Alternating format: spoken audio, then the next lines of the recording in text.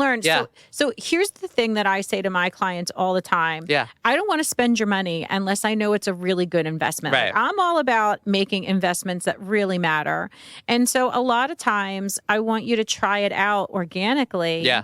on a cheaper, option, so that if it doesn't work, if it does need to be tweaked, it will need to be tweaked. Let's change that. It will need to be tweaked. It didn't cost a ridiculous amount of money. You're piloting it. You're piloting it, you're testing things out. But I also think that that is a direct reflection of the leadership. Yeah.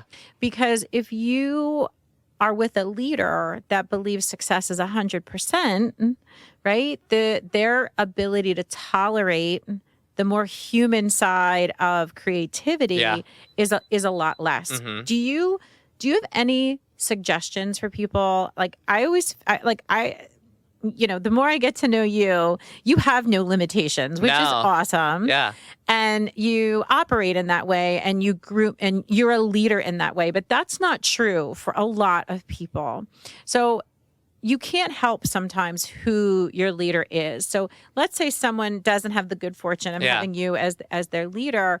What advice would you give to people that, need to work within that construct? How do you deal with that? So I think it boils down to really two things. I think, in order to help people on the journey to developing a growth mindset, one piece of advice I would give would be ask, can we explore this? I think exploring is more expansive and invites somebody to join you as an expeditionist or an adventurer. It really invites that childlike curiosity, and it disarms people because they can probably think about what's imaginable, and it's a much more, it's a freeing feeling versus a limiting sensation. And the other thing too that I would recommend, if you feel confident and you feel like you're not going to ruin the relationship, because you never would. I'm not saying that you would if you asked this, but I think some people may get in their own way with that limiting self-talk. Ask the question, why not?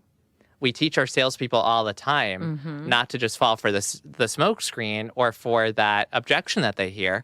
Why? Why not? Get to the true underlying root issue and peel back the layers of the onion, because what you're going to find, Sue, is that people have perception and they have reality. And perception may be, especially as a training strategist or a learning leader, it might be, oh, that initiative is too costly, or it's going to take a while, it's too complex. That can never be done because we haven't done that before. Why not? Pause. Don't jump into solutioning. Don't defend yourself, but just keep asking, because what you're going to see is that the perception starts to unravel. Those would be really my two keys of advice to help adopt a growth mindset.